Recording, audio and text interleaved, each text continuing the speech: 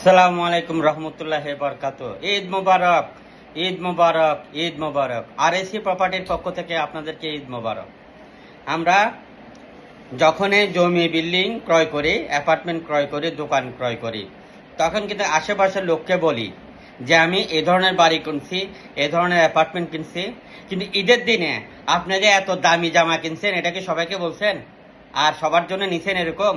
আপনার আশেপাশে সবার জন্য? এখনই খবর নেন আপনার আত্মীয় স্বজন এবং আপনার বন্ধু বান্ধব সবাইকে ঈদ সুন্দরভাবে করতে পারতেছে কিনা।